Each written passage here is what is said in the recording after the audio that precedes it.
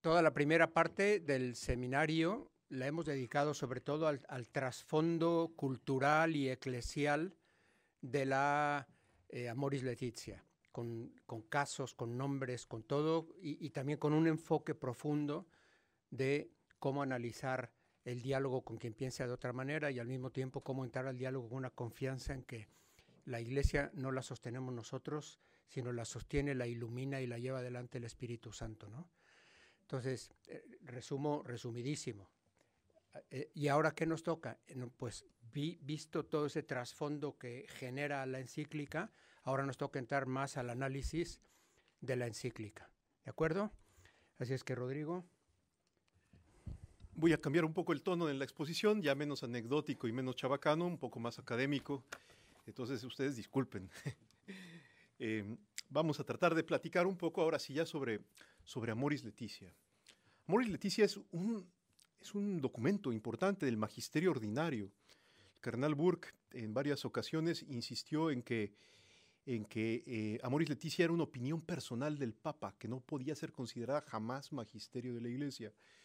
Con todo respeto al cardenal Burke, esto es un grave error, porque en la función docente que tiene el Santo Padre, publica Amoris Laetitia como exhortación post-sinodal, lo que significa que después de haber consultado en un acto sinodal a la Iglesia y de haber hecho un discernimiento con toda la autoridad pontificia, el Papa publica conclusiones que no son un resumen de las discusiones del sínodo, sino ya es lo que el Papa considera prudente, con su propio discernimiento como sucesor de Pedro, proponerle a la Iglesia Universal como magisterio ordinario. Algo análogo a lo que hizo Juan Pablo II con Familiaris Consortio, que también fue una exhortación post-sinodal. El Papa escucha, luego discierne y luego enseña, y ya enseña. Van varias veces en que, en efecto, lo que enseña el Papa no es acogido bien. Acordémonos de Humane Vitae. 2/3 del episcopado mundial se oponen a la Humane Vitae. Porque el Papa escucha, 2/3 del episcopado mundial tiene una serie de opiniones, sobre todo sobre el uso de métodos anticonceptivos complicadas, y el Papa no atiende a las mayorías, atiende a lo que, en fidelidad al depósito de la fe, a la tradición constante de la Iglesia y a las necesidades pastorales del momento, discernió que era lo conveniente y publica Humane Vitae a contracorriente. En su momento fue muy contestada este importante documento eclesial, pero pasados los años, cuando uno lee Humane Vitae, uno descubre algo extraordinario, que fue una encíclica profética. Se adelantó a su tiempo. Ayer platicando con Javier, que ahora no está, pero he platicado con el Santo Padre hace no mucho, yo le decía al Santo Padre, Laudato Si, ¿no? Que también ha sido otro documento muy, muy polémico, etc. Digo, yo creo, le dije al Santo Padre en mi chabacanería y en mi ligereza, digo, yo creo que ni tú mismo te diste cuenta de lo que estabas escribiendo en Laudato Si, porque ahora es más verdadero que cuando lo escribiste. O sea, hay cosas en Laudato Si que cuando aparecieron, yo dije, caray, ¿qué es esto? Pasaron un poquito de tiempo y ¡pum! Realmente Laudato Si, como tantos otros documentos del Magisterio Pontificio, se adelantan muchas veces a los propios escenarios y advierten y abren horizonte. Bueno, vamos a platicar de Amoris Laetitia. Amoris Laetitia, desde mi punto de vista, es uno de estos casos. Cuando uno lee Amoris Laetitia ya en el año 2023, uno lo puede leer con mayor paz y así tantas tensiones y polémicas y descubrir cosas realmente muy bellas. Recientemente acaba de fallecer Benedicto XVI y hay una idea que el Papa Francisco ha repetido hasta el cansancio, tal y como Benedicto XVI la formuló. La ha repetido una y otra vez. De hecho, desde antes de ser Papa ya él tenía esta idea muy trabajada en Aparecida, en la Quinta Conferencia General de los Obispos Latinoamericanos. El Papa también insistió en la importancia de esta idea y con esa comienzo, que es nada más y nada menos que el número 1 de Deus Caritas Est. Si ustedes recuerdan, en el parágrafo número 1, Benedicto XVI dice: no se comienza a ser cristiano por una decisión ética o por una gran idea, sino por el encuentro con un Ereignis, dice en alemán, Ereignis, con un acontecimiento, a partir del cual la vida adquiere un nuevo horizonte, una orientación decisiva. Fin de la cita. Aquí la palabra clave es Ereignis, es acontecimiento. ¿Por qué Benedicto XVI al inicio de su encíclica dice que no se comienza a ser cristiano por un conjunto de valores, por una propuesta moral? Benedicto XVI había trabajado mucho este tema, que queda sintetizado en la encíclica, pero ya lo había trabajado como teólogo antes de ser elegido papa. Por ejemplo, el 24 de febrero de 2005, no es cierto, perdón, en el año 2005, en la revista 30 Giorni, se publica una intervención de Joseph Ratzinger, todavía cardenal, en donde explica lo siguiente: la tentación de transformar el cristianismo en moralismo y de concentrar todo en la acción moral del hombre es grande en todos los tiempos. Creo que la tentación de reducir el cristianismo a moralismo es grandísima incluso en nuestro tiempo. Dicho de otro modo, dice Ratzinger, San Agustín enseña que la santidad y la rectitud cristianas no consisten en ninguna grandeza sobrehumana o en algún talento superior. Si fuera así, el cristianismo se convertiría en una religión para algunos héroes o para grupos de elegidos. ¿Qué está diciendo Joseph Ratzinger? Que había una tentación muy antigua en el cristianismo de reducir aquello que es irreductible. Este es un término técnico importante, pero muy bonito. Por cierto, para quien está familiarizado con Juan Pablo II, muy utilizado por Juan Pablo II, que es que la persona humana es irreductible. Karol Wojtyła, como filósofo, decía: hay que aprender a detenerse ante lo irreductible. ¿Qué significa esto? Que cuando alguien quiere comprenderte, y para comprenderte escribe una biografía, tu biografía no oficial, y el resultado es un libro tal vez de 3,000 páginas contando toda tu vida, tú de repente te topas con el libro, lo abres, lo lees y quedas insatisfecho. ¿Por qué? Porque por más que haya sido tu mejor amigo o tu mejor amiga la que haya hecho esa biografía, autorizada o no autorizada, jamás el concepto logra captar toda la riqueza de la persona.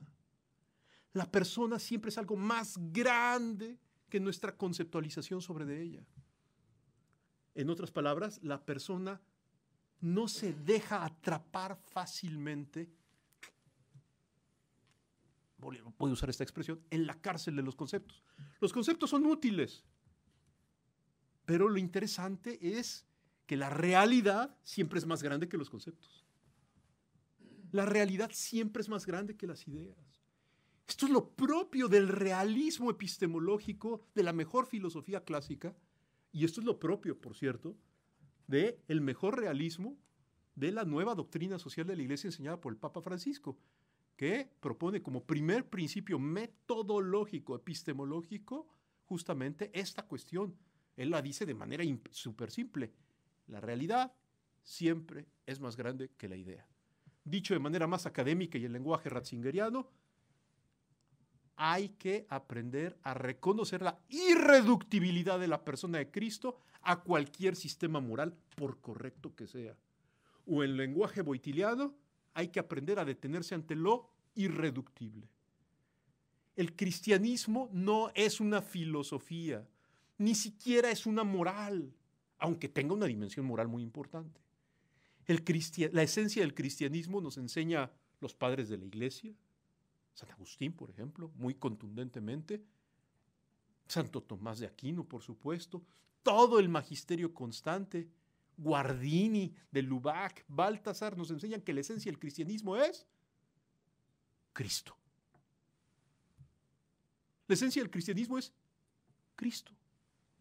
La persona de Cristo, la persona viva de Cristo. No el concepto de Cristo, no la definición de Cristo en tal o cual manual de teología dogmática. No. La persona viva de Jesucristo es la esencia del cristianismo. Y ha habido una tentación de querer sustituir la persona de Cristo por lo que enseña Cristo a nivel moral. Uno de los primeros momentos en que el cristianismo cayó en esta tentación fue en el siglo IV. Hágame usted el favor. Siglo IV, norte de África. El obispo de Hipona, San Agustín, de repente se topa con un tipo muy peculiar. Súper líder, súper influyente, súper impactante, gran orador, atractivo de personalidad, no mata, no roba, no se acuesta con la vecina. Es extraordinario. San Agustín se queda perplejo con este tipazo, ¿no? Es coherente moralmente. Se llamaba Pelagio. ¿Qué enseña Pelagio? Que las virtudes morales son muy importantes. Que el modo de acercarse a Dios es a través de la virtud moral. Que así es como nos volvemos dignos ante Dios. Que a través de mi propia fuerza de voluntad, siendo coherente, es como yo me vuelvo grato a Dios y Dios entonces eventualmente me podrá abrazar. Pelagio se vuelve, por este planteamiento, el principal enemigo de San Agustín. Si ustedes ven las obras completas de San Agustín, publicadas en Bach, ¿no? 30 y tantos volúmenes, van a encontrar muchos volúmenes sobre la controversia pelagiana. La controversia pelagiana. Cuando uno mira la propuesta de Pelagio, uno de repente puede quedar desconcertado, porque uno dice, si Pelagio hablaba de las virtudes, si Pelagio hablaba de portarse bien, si Pelagio hablaba de ser coherente, ¿dónde está el error de Pelagio? San Agustín dice en uno de los textos de la controversia pelagiana, en una carta dirigida directamente a Pelagio, le dice, cito, este es el oculto veneno de vuestro error, que hacéis consistir la salvación en el ejemplo de Jesucristo y no en el don de su persona. Fin de la cita. Se los vuelvo a repetir porque es tremendo. Este es el oculto veneno de vuestro error, que hacéis consistir la salvación, la redención, en el ejemplo de Jesucristo, en la conducta moral de Jesucristo, y no en el don de su persona. Fin de la cita. ¿Qué significa esto? ¿Qué es lo que dice aquí San Agustín? Que lo que salva no es la ley natural. La ley natural no salva. Ni las virtudes humanas salvan. Su servidor es profesor de ley natural, ha dedicado toda su vida a la enseñanza de la ley natural. Creo en la ley natural, no. Tengo un libro, además, sobre la ley natural. Pero es bien importante entender esto, La ley natural no salva. El que salva es Jesús. Por misericordia. Hasta los más grandes santos, en el momento de su muerte, están apelando a la misericordia de Dios en el momento de su oración final. Porque los más grandes santos, precisamente son muy grandes, porque son conscientes de su incapacidad. Y de que si llegamos al abrazo de Dios, a vivir en la unión amorosa entre el amante y el amado por toda la eternidad, será por misericordia de Dios, no por mérito, no por mérito. El pelagianismo es una herejía, porque en el fondo afirma de manera gnóstica que el camino cristiano es un camino ascensional, donde yo estoy aquí y entonces tengo que ir ascendiendo a golpes de coherencia y de virtud moral para ser grato a la presencia de Dios y así obtener el premio. Cuando somos fieles al depósito de la fe, descubrimos que la esencia del cristianismo, o sea, la presencia viva de Jesús, nos enseña exactamente lo contrario. Cristo, a pesar de su condición divina, no hizo alarde de su categoría de Dios, sino que se anonadó, se hizo nada. Kenosis, dice en griego el Evangelio. Kenosis, kenosis, anonadamiento, aniquilamiento, y pasando por uno de tantos, etc. Ese texto nos ayuda a advertir que el movimiento, el método cristiano es exactamente inverso.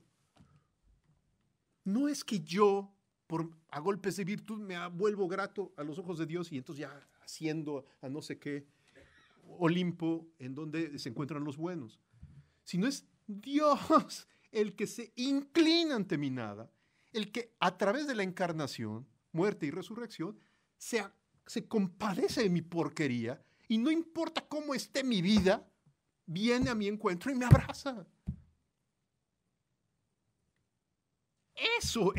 Ese es el cristianismo. Y eso es lo que descubre San Agustín. Por eso San Agustín es el doctor de la gracia. Porque él se da cuenta que claro que existe la voluntad libre, pero la voluntad libre no salva. La voluntad libre colabora quitándole estorbos a Dios para que Dios actúe en la vida de uno y Dios sea el que salve. Lo voy a decir en lenguaje propio de la teología de la vida espiritual. En la vida espiritual existen siempre dos componentes, la mística y la ascética. La mística es la iniciativa de Dios, actuando en el alma de la persona, y la ascética, todo el esfuerzo humano que hay que poner para prepararse. Entre la mística y la ascética, lo decisivo es la mística. Porque la ascética siempre será imperfecta. En otras palabras, lo que tú y yo ponemos de nuestra parte, que es que para prepararnos para que la gracia actúe sin tanto estorbo, es muy poco. De veras, muy poco, muy poco. Y más vale ser conscientes de ello. Si hay que ponerlo, si hay que colaborar, intentar colaborar con la gracia, pero bajo la conciencia que uno es un verdadero incompetente. Para eso siempre es muy bueno, ¿no? Leer a Santa Teresita del Niño Jesús, a San Agustín de Hipona, es decir, a los grandes maestros de la vida espiritual, que siempre, cada uno con su lenguaje, con su contexto, nos enseñan que el cristianismo no es una secta de puros. Casi todas las herejías, estoy a punto de decir todas, pero casi todas las herejías también coinciden en esto, en constituir grupos de puros, de cátaros, de gente que aquí estamos los buenos, ¿no? Tenemos nuestro grupo aquí protegido de los buenos. Cuidado, no te mezcles con los malos porque te pueden contaminar. Una manzana podrida pudre a las demás, etc. El cristianismo no es eso. El cristianismo no es eso. Ese es el origen de las sectas. La idea de constituir grupos de puros. De grupos de puros que en un planteamiento ascensional van logrando cada vez ser más coherentes. No sé si me explico. No, el planteamiento cristiano es al revés. Es Cristo sale a nuestro encuentro, nos busca, no importa cómo estemos. Se apiada de nuestras porquerías, nos abraza y nos invita a irnos convirtiendo poco a poco. Nadie se convierte de golpe y porrazo. Todos tenemos que convertirnos gradualmente. ¿Por qué inicio así para explicar Amoris Laetitia? Porque en Amoris Laetitia, uno de los primeros planteamientos que hace Papa Francisco es que lo primero que hay que entender es que lo primero que un matrimonio y una familia en el contexto complejo y contextual en el que vivimos los matrimonios y las familias reales en el momento actual, lo primero que hay que entender es que lo primario es el querigma, no el contexto. Lo primario es el querigma. La evangelización es querigmática. ¿O no es evangelización? Querigma. ¿Qué es querigma? El anuncio breve y gozoso de que Jesús ha resucitado. No a nivel teorético, por amor de Dios, no a nivel teorético, sino se anuncia el querigma cuando yo le muestro a mi prójimo que mi carne estaba hecha a pedazos, que mi carne estaba podrida, muerta, que mi vida no era nada y que Dios por su misericordia me ha perdonado. No sé si me explico. Cuando doy testimonio de eso, anuncio el querigma. el querigma. Es decir, que Jesús verdaderamente ha resucitado. Porque yo a nivel físico constato, empírico constato, que lo que estaba muerto ahora vive. Es decir, soy testigo de la resurrección. Acuérdense, solo podemos dar testimonio de aquello que hemos visto y tocado, de aquello que hemos verificado con nuestras manotas, realmente verificación experiencial, real, no metafórica, no rollito, real. Cuando yo digo, caray, mi vida ha sido reconstruida por algo que no son mis fuerzas, claramente no son mis fuerzas, ha sido puro don. Es cuando doy testimonio de Cristo resucitado. Eso es el querigma. No se comienza a ser cristiano por una decisión ética, es decir, por la afirmación de un valor, por una cierta coherencia moral. No, se comienza a ser cristiano cuando reconozco mi incoherencia. Mi incoherencia, cuando reconozco que algo más grande que mi incoherencia y mi porquería me ha rescatado y me ha perdonado. Y eso es lo que anuncio. El anuncio cristiano entonces no es el anuncio de nuestra coherencia. No es el anuncio de nuestra coherencia. Descubrir esto es increíblemente consolador. El anuncio cristiano es anunciar que nuestra incoherencia ha sido perdonada. Yo me acuerdo mucho cuando Bernardo y otros, la Legión estaba pasando todavía un momento súper crítico, etcétera, me invitan a Roma para que dé mi opinión y mi experiencia sobre todo el tema de Maciel, etcétera, y llega un momento clave de aquella reunión con los superiores de la Legión y me preguntan, ¿la Legión debe desaparecer? Y mi respuesta fue, ¿no? Los propios legionarios me preguntan si la Legión debe desaparecer. Les digo, no. Y dicen, ¿por qué? Por esto. No sé si me explico. Porque justamente, Dios regala a veces grandes pruebas y tolera y permite que cometamos grandes pecados para adquirir mayor conciencia de la primacía de la gracia y de la misericordia de Dios en la salvación. No sé si me explico. Esto es súper importante. Y esto está en el inicio de Amoris Laetitia. Cuando el Papa afirma que lo primero que tienen que escuchar los matrimonios y las familias, antes que diagnósticos socioanalíticos, y antes que rollitos de expertos, y antes que Paglias, Livios Melinas, Juan Pablo II y grandes teólogos, o Rodrigo, por favor. O sea, lo primero que tiene que escuchar un matrimonio y una familia por parte de la Iglesia es que todos tenemos posibilidad de reconstruir la vida, no importa en qué situación nos encontremos. El Papa es el momento en el que dice, nadie está condenado para siempre. Todos tenemos camino. Todos tenemos camino. Todos estamos en camino. Todos estamos heridos. Todos estamos heridos. Y todos necesitamos de ser ayudados, no tanto por un programa de superación humana, sino por el encuentro existencial real con la misericordia de Dios. Con la misericordia de Dios. Eso es la primera parte de Amoris Laetitia. Y esta idea se va extendiendo y como desdoblando. El momento en donde más bonito se desdobla es en el capítulo 4, que desde mi punto de vista es el corazón de Amoris Laetitia, que es el análisis del himno a la caridad de San Pablo, ¿no? El comentario del Papa Francisco al himno a la caridad. El amor es compasivo, el amor es servicial, todo esto, ¿no? Todas las bodas se suele leer ahí como lectura y demás.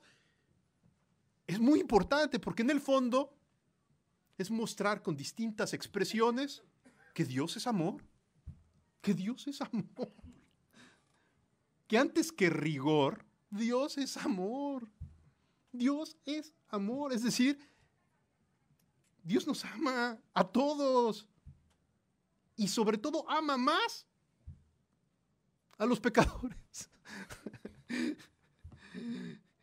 Los planteamientos gnósticos, en toda la historia de las herejías, todos los planteamientos gnósticos y seminósticos afirman de manera tácita y muchas veces explícita que Dios ama principalmente a los virtuosos. ¿Sí me explico? Y no es así. Dios a quien más ama, con amor de predilección, es a los que somos una calamidad. Y esto es muy bueno. Porque entonces nos permite encontrar siempre posibilidades para reconstruir la vida, para avanzar en el camino de la santidad, para crecer en verdadera vida espiritual. La vida espiritual, vista desde este punto de vista, no es esa cosa que solamente algunos buenitos, más o menos mojigatos, practican a través de no sé qué actos devocionales, sino la vida espiritual es la iniciativa que Dios tiene de acercarse a mi vida y no importa cómo se encuentre, abrazarla, así como esté. El capítulo 4 en el análisis sobre el himno a la caridad va a ser pues entonces muy importante. Dice el Papa Francisco en Amoris Laetitia: teniendo esto claro, se puede entender este parrafito de Amoris Laetitia, es Amoris Laetitia número 36. Se lo recomiendo mucho, porque sí vale mucho la pena este parrafito. Leerlo para uno mismo. Uno es el primero que tiene que aplicarse este parrafito. Es fuerte, no es cómodo, es muy importante. Amoris Laetitia 36 se entiende con esto de trasfondo. Dice el Papa: tenemos que ser humildes y realistas para reconocer que a veces nuestro modo de presentar las convicciones cristianas y la forma de tratar a las personas han ayudado a provocar lo que hoy lamentamos, por lo cual nos corresponde una saludable reacción de autocrítica. Por otra parte, con frecuencia presentamos el matrimonio de tal manera que su fin unitivo, el llamado a crecer en el amor y el ideal de ayuda mutua, quedó opacado por un acento casi excluyente en el deber de la procreación. Tampoco hemos hecho un buen acompañamiento de los nuevos matrimonios en sus primeros años, con propuestas que se adapten a sus horarios, a sus lenguajes, a sus inquietudes más concretas. Otras veces hemos presentado un ideal teológico del matrimonio. Voy a repetir esta porque es bien importante. Otras veces hemos presentado un ideal teológico del matrimonio demasiado abstracto, casi artificiosamente construido, lejano de la situación concreta y de las posibilidades efectivas de las familias reales. Esta idealización excesiva, dice el Papa, sobre todo cuando no hemos despertado la confianza en la gracia, no ha hecho que el matrimonio sea más deseable y atractivo, sino todo lo contrario. Voy a repetir este último renglón. Esta idealización excesiva, sobre todo cuando no hemos despertado la confianza en la gracia, no ha hecho que el matrimonio sea más deseable y atractivo, sino todo lo contrario. El punto aquí es la gracia. El matrimonio es algo atractivo y se vuelve algo bello, hermoso, un gran ideal que seguir. Si está clara la primacía de la gracia y de la misericordia de Dios. Pero cuando eso está nebuloso o cuando eso no está, cuando todo se plantea como una especie de esfuerzo titánico, algo así como, primero sed hombres y luego sed santos, ¿no? O sea, primero adquiramos una perfección humana plena y luego entonces ya podremos empezar a ser gratos a Dios y Dios hará sus maravillas. Perdón, eso se llama pelagianismo. No. El comienzo no es primero ser humanos.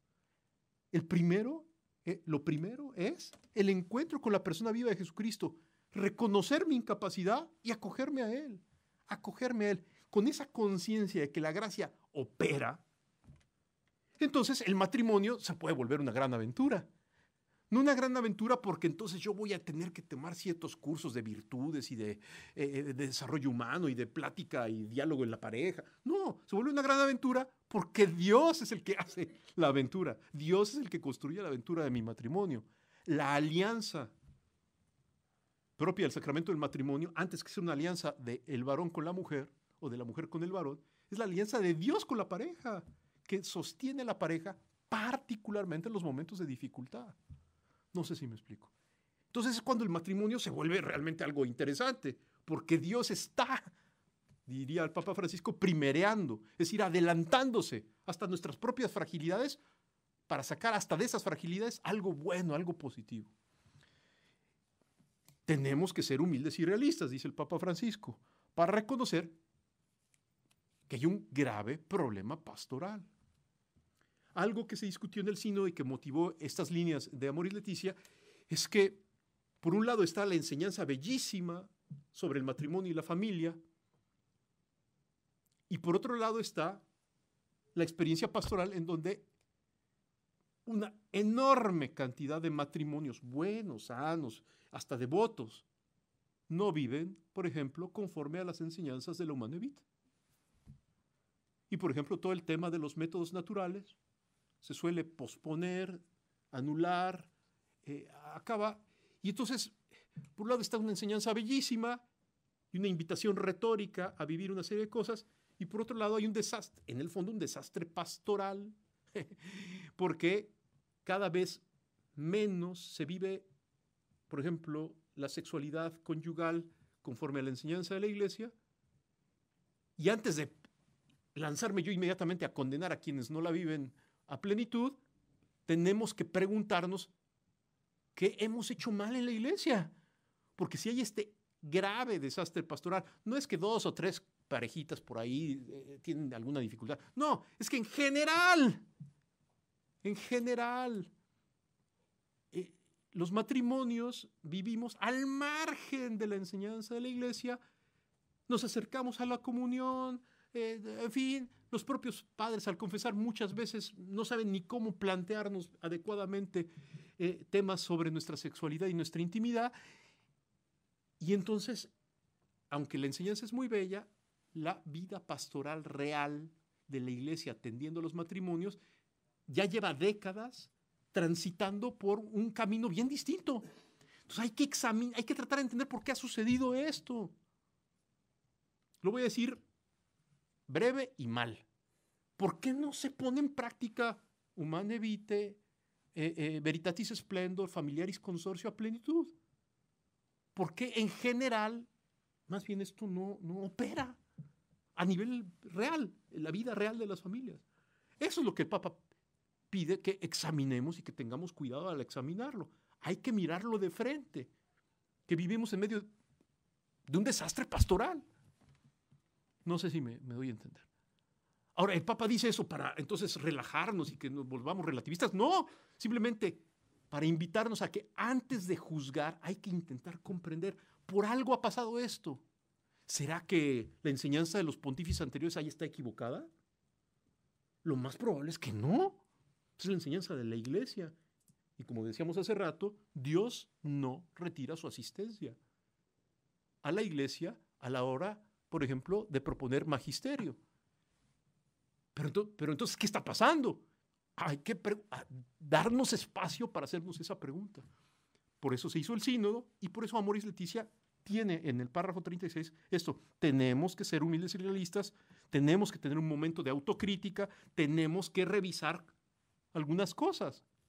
Si ustedes se fijan atentamente, ya se empieza a insinuar el ámbito de la revisión. El ámbito de la revisión no es el ámbito de la norma. El ámbito de la revisión es el ámbito de las aplicaciones pastorales, de la pedagogía pastoral, de la paciencia pastoral, de lo que luego Juan Pablo II llamará en su momento, Juan Pablo II, no Francisco, gradualidad pastoral, que no es gradualidad de la ley, pero sí es gradualidad al momento de hacer itinerarios adecuados para que la gente, que a lo mejor estamos en una situación muy complicada y muy lejana de la vivencia del Evangelio, encontremos un camino, paso a pasito, para irnos acercando poco a poco a la verdad de la vida cristiana. No sé si me logro explicar en este punto. Luego, el Papa Francisco, en el número, también al inicio de Amoris Laetitia, perdón, no luego, sino un poquito antes, nos dice otra cosa muy importante. No todas las discusiones doctrinales, morales o pastorales deben ser resueltas con intervenciones magisteriales.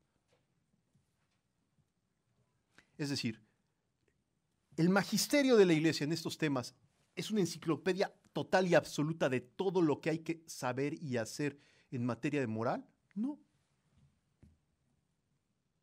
Este comentario, que es muy importante, no es lo mismo un tratado sistemático y pretendidamente total de la moral cristiana, que a lo mejor puede hacer un teólogo más o menos genial, al magisterio.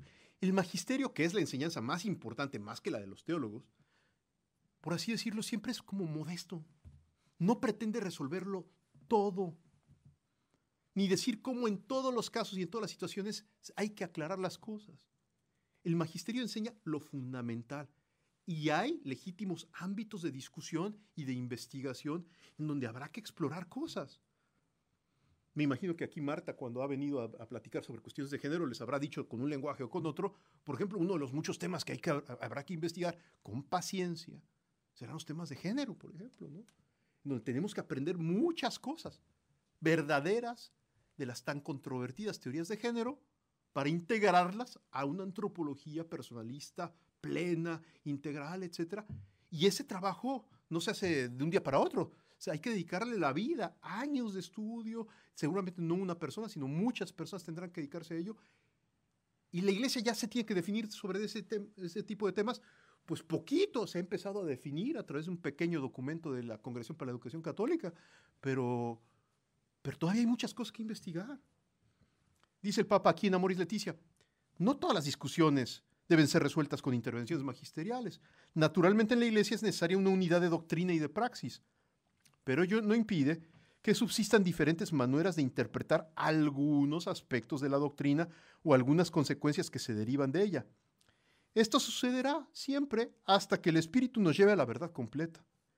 Es decir, cuando nos introduzca perfectamente en el misterio de Cristo y podamos ver todo con su mirada. Además, en cada país o región se pueden buscar soluciones más inculturadas, atentas a las tradiciones y a los desafíos locales, porque las culturas son muy diferentes entre sí y todo principio general necesita ser inculturado si quiere ser observado y aplicado. ¿El Papa está cediendo aquí a algún relativismo? No. Aquí el Papa lo que está haciendo es ser fiel a lo que Juan Pablo II llamaba la analogía de la encarnación. El Evangelio de siempre adopta distintas formas expresivas y vivenciales en distintos contextos culturales. Sí hay que reconocer que a algunos nos cuesta trabajo esto por una cuestión, porque muchos hemos identificado que la forma correcta de ser cristianos es la forma europea de vivir el cristianismo. Y por ejemplo, cuando vemos cómo se vive el cristianismo tal vez en lugares muy distintos culturalmente, tendemos a pensar que son maneras no idóneas, porque la perfecta es la mía, ¿no? la mía, ¿no? la propia. Cuando mi manera de vivir el cristianismo en ciertas coordenadas, por ejemplo, europeas, es correcta en esas coordenadas europeas.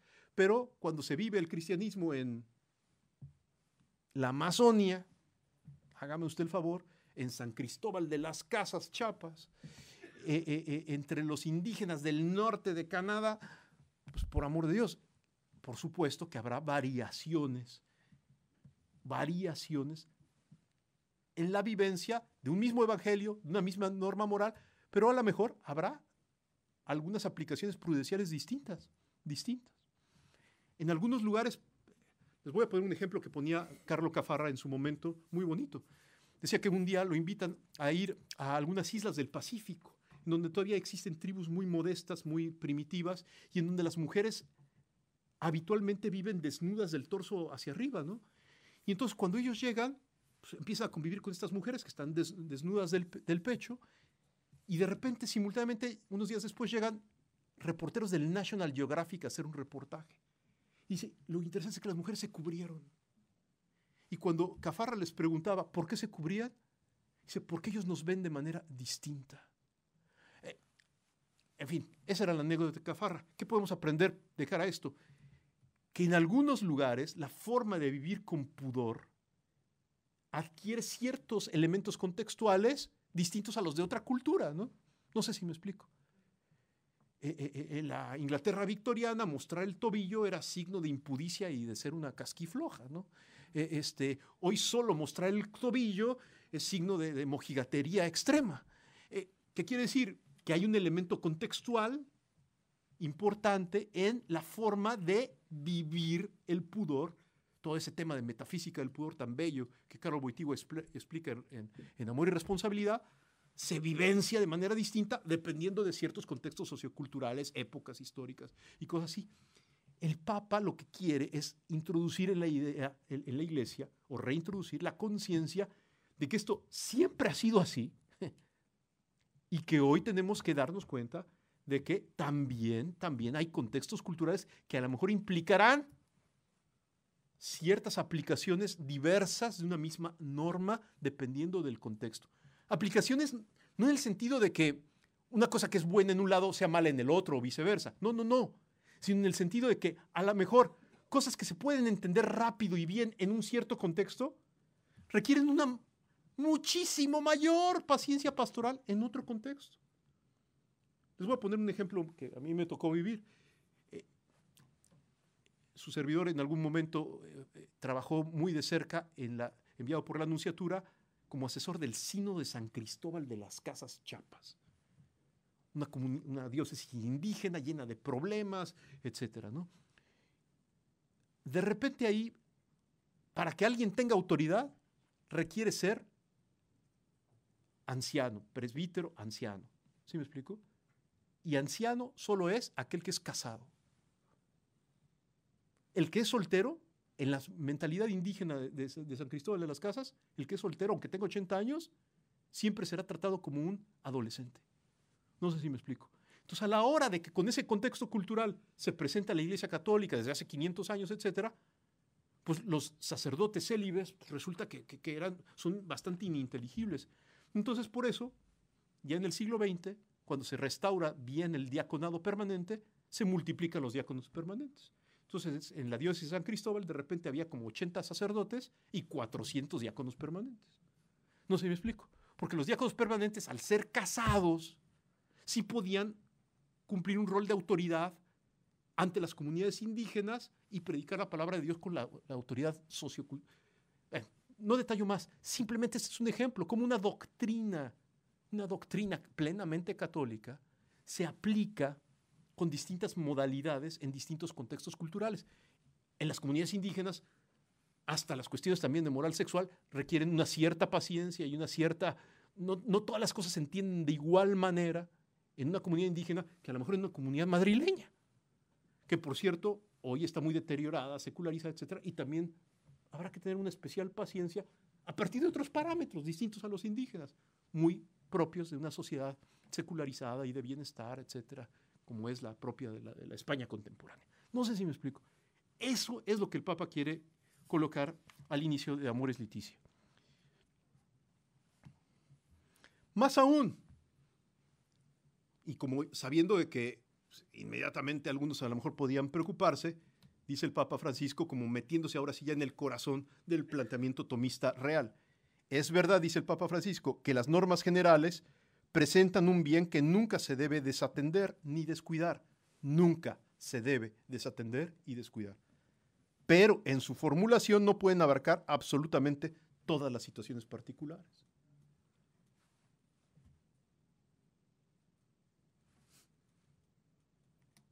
No pueden abarcar todas las situaciones particulares. Son normas generales, realmente, universales. Por ejemplo, no matarás.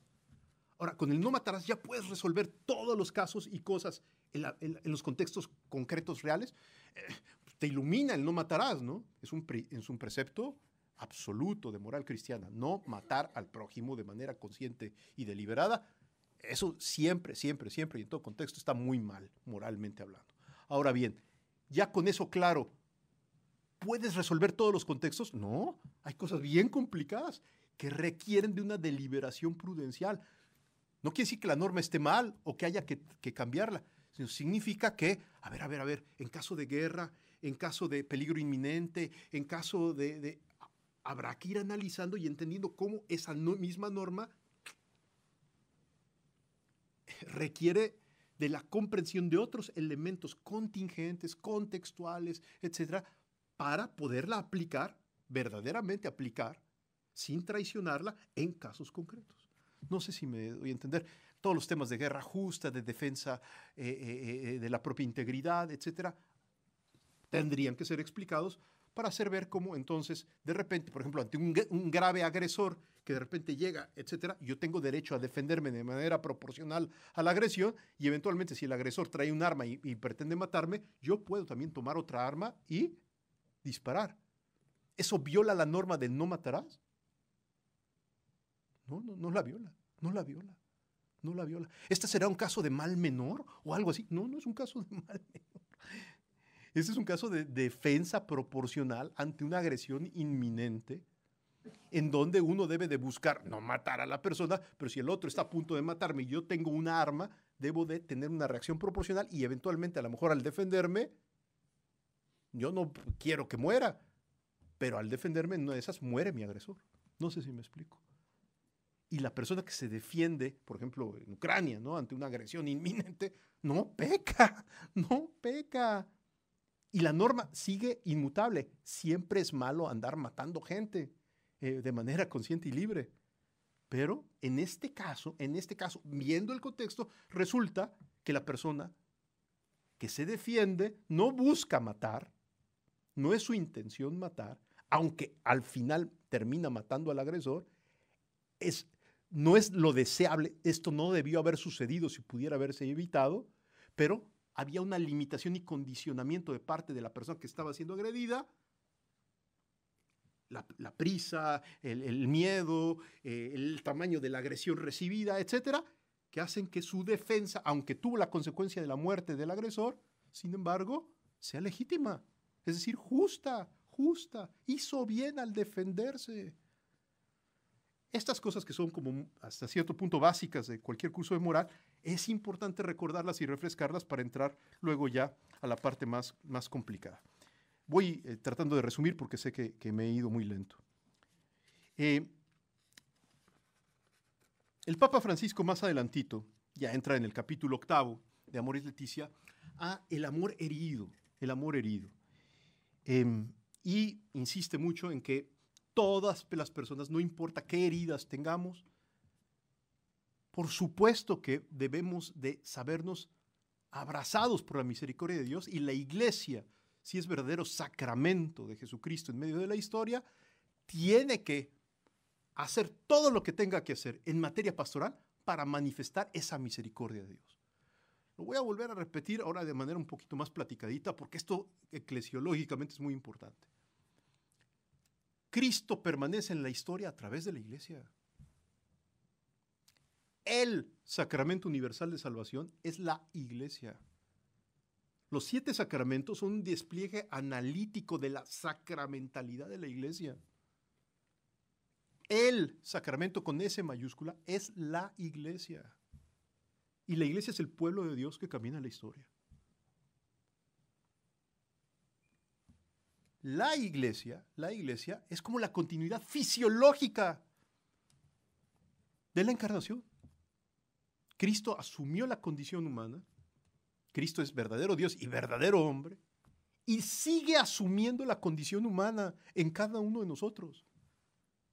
Los textos más bonitos desde mi punto de vista que explican esto son de Juan Pablo II, Redemptor Hominis, la encíclica programática, en donde Juan Pablo II le dedica toda encíclica solamente a una sola idea, que tu humanidad y la mía, o sea, tu historia personal está abrazada en la segunda persona de la Santísima Trinidad.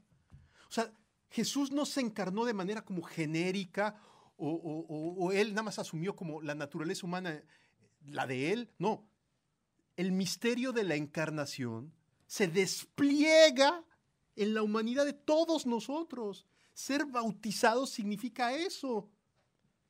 Ser bautizado significa estar realmente inmersos. Bautizar significa inmersión.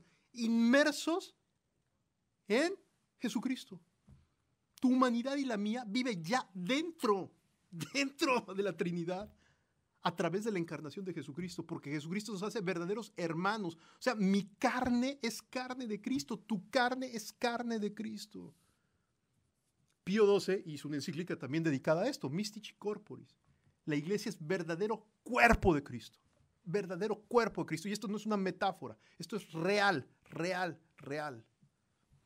Si miramos así la iglesia, si miramos la Constitución Apostólica sobre la iglesia del Concilio Vaticano II, descubrimos entonces que la iglesia es como la prolongación de la presencia de Cristo en la historia. Y la iglesia somos nosotros, somos nosotros. Nosotros somos la prolongación de Cristo en la historia. Nosotros somos en nuestro estar juntos una realidad sacramental. En nuestro estar juntos, en nuestro ser eclesía, es decir, asamblea, nos volvemos una realidad sacramental.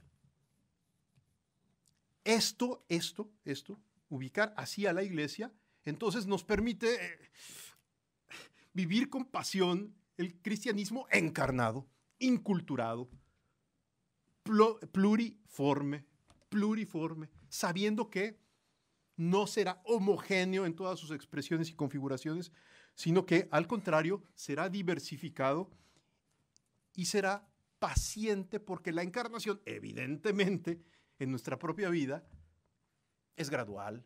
Es decir, la presencia de Cristo en mi vida es gradual. Yo me resisto constantemente y no existe ninguna forma plena de realización de esta vida cristiana.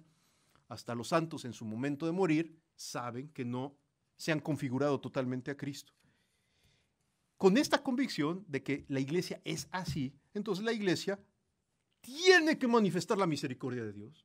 La misericordia de Jesucristo, la que Él vivió con nosotros, es plan y proyecto pastoral para la iglesia. La iglesia no tiene otra misión más que manifestar la misericordia usque sanguem, hasta el derramamiento de la sangre.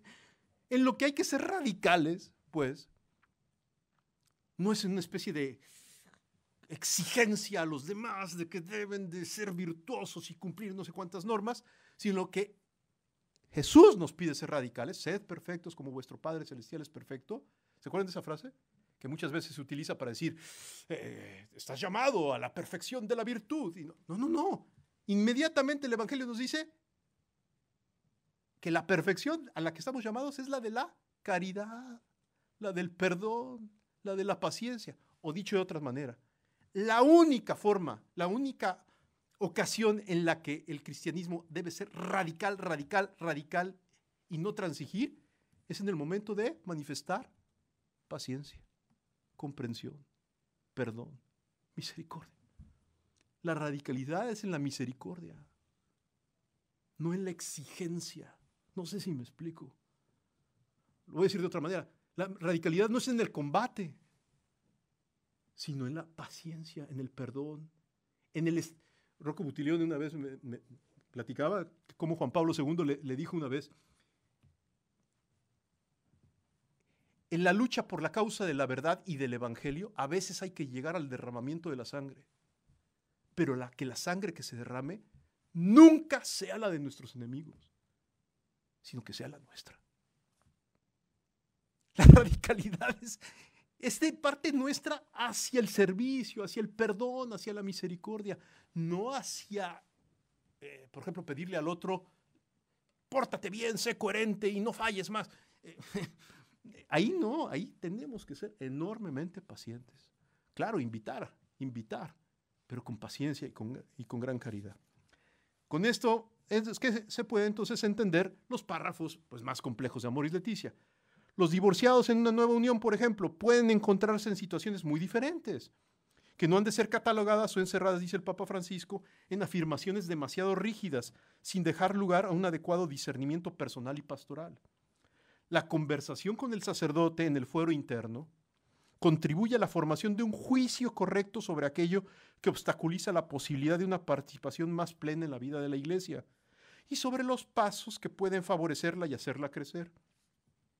Cuando se encuentra una persona responsable y discreta, que no pretende poner sus deseos por encima del bien común de la Iglesia, con un pastor que sabe reconocer la seriedad del asunto que tiene entre manos, se evita el riesgo de que un determinado discernimiento lleve a pensar que la Iglesia sostiene una doble moral.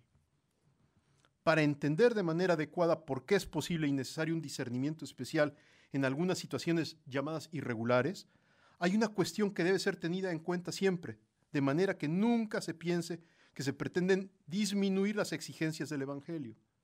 La Iglesia posee una sólida reflexión acerca de los condicionamientos y circunstancias atenuantes. Por eso, y ahí viene la frase bomba, ya no es posible decir, dice el Papa Francisco, que todos los que se encuentran en alguna situación así llamada irregular viven en una situación de pecado mortal, privados de la gracia santificante. Vuelvo a repetir esta última frase porque hay que analizarla casi palabra por palabra. Ya no es posible decir que todos los que se encuentran en alguna situación así llamada irregular viven en una situación de pecado mortal, privados de la gracia santificante. Aquí la palabra clave es todos. El Papa con esta frase lo que quiere decir es que algunos sí vivirán privados de la gracia santificante y otros no, que habrá que ver caso por caso, porque las situaciones irregulares desde el punto de vista del fuero externo, de la observación externa, son muy tristes, muy graves, etcétera, pero el juicio que hacemos desde el punto de vista externo, como el que hace un abogado, nunca es el juicio decisivo para la iglesia. Lo que se requiere es una conversación en fuero interno, en diálogo de fuero interno, como la propia que se puede tener prácticamente solo con el confesor y el director espiritual. Y el confesor y el director espiritual saben que en esos diálogos se logra entender un poco a la persona. Lo que está llamado el sacerdote en un diálogo de fuero interno, por ejemplo, en el momento de confesarnos, tampoco es a que tenga una comprensión completa de toda nuestra situación, que jamás la va a poder tener. Comprender lo esencial y está llamado a hacer su máximo esfuerzo por mostrar la misericordia de Dios sin traicionar a la verdad en el caso concreto. Oye, ¿el padre al hacer ese esfuerzo se puede equivocar? Sí, y no pasa nada. Porque si el penitente trata de explicar su situación con imperfección, con un lenguaje torpe, el padre le hace algunas cuantas preguntas, trata de comprender lo mejor lo que le está pasando a esta persona. Y eventualmente a lo mejor, ¿qué quieren? ¿Lo absuelve demasiado pronto o le pone un camino penitencial demasiado breve o le da un consejo tal vez no exactamente perfecto? Dios confía en esos límites humanos, por eso escogió sacerdotes, es decir, seres humanos absolutamente limitados, a lo mejor hasta especialmente torpes. ¿Sí me explico? Escoge esos medios para mostrar que quien salva no es la pericia psicoanalítica del cura, sino que quien nos perdona es la misericordia de Dios. No sé si me explico. Esto es maravilloso. Por supuesto, quien cree que el perdón en el fondo brota de una comprensión completa por parte del cura y de una transparencia metafísica total por parte del penitente, y en fin, va a estar muy preocupado de que, a lo mejor esta confesión tal vez no fue bien hecha, a lo mejor esta dirección espiritual fue imperfecta, a lo mejor nos estamos equivocando y vamos a llevar a toda la iglesia al fin de los tiempos. No. Perdonen. Los seres humanos reales en los que Cristo ha confiado a su iglesia están llenos de límites. Y conociendo esos límites, Dios actúa. Y actúa excediendo las capacidades de consejo, de orientación, etcétera, del confesor. Y excediendo muchas veces las disposiciones subjetivas del penitente. Te lo digo de otra manera. ¿Cuántas veces tú y yo nos hemos confesado? La verdad, medio mal. Con muy poco arrepentimiento y medio por trámite, y sin embargo el efecto de una confesión, aún medio mal hecha, es muy superior a la disposición con la que uno entra al cajón oscuro del confesionario. No sé si me explico. Porque la gracia rebasa, excede al ministro y al penitente. La gracia actúa ex opere operato, ex opere operantis. Y eso es lo maravilloso de la iglesia. Casi me atrevo a decir, Dios escoge curas especialmente poco ilustrados para que quede muy claro que es Él el que perdona. No sé si me explico. Esto es bien bonito, ¿a poco no? Esto es bien bonito. Amén. Salto ya de golpe a la dubia de los cardenales. Bueno. Se publica la Amoris Laetitia, aparece una posición del Papa en donde nos invita a no modificar las normas morales, sino a tener enorme paciencia en el trato con el penitente y de manera, eso sí, muy creativa, tratar de encontrar cuál es el camino adecuado para que el penitente viva más plenamente la vida cristiana. No, dice el Papa, nada de gradualidad en la ley, pero sí gradualidad en la pedagogía. San Pablo mismo, acuérdense, ¿no? Recomendaba, no hay que dar un bife de chorizo, ¿se entiende aquí? No, bueno, no sé, un ribeye así maravilloso, y, en fin, aquel que solamente puede comer arrocito con leche, ¿no? Eso dice San Pablo, ¿se acuerdan de ese texto? ¿No? Es decir, al que todavía no puede comer carne, pues no le des carne, hay que darle papilla. Poco a poco irá pudiendo comer carne, ¿no? Primero la papilla y luego ya una sopita y luego no sé qué, y así se lleva al bebé en la nutrición que requiere, igual en la vida espiritual, igual en la vida espiritual. Bueno, eso es lo único que plantea Amoris Laetitia. 4 cardenales, con todo derecho, presentan unas dudas al Papa, unas dudas, me parece a mí totalmente en su derecho de presentarle las dudas que quieran al Papa, las presentan en privado y luego, sin pedirle autorización al Santo Padre, las publican.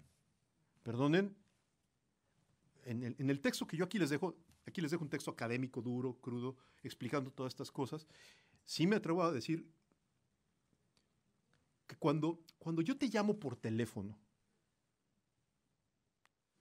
y no te digo que estoy grabando la conversación,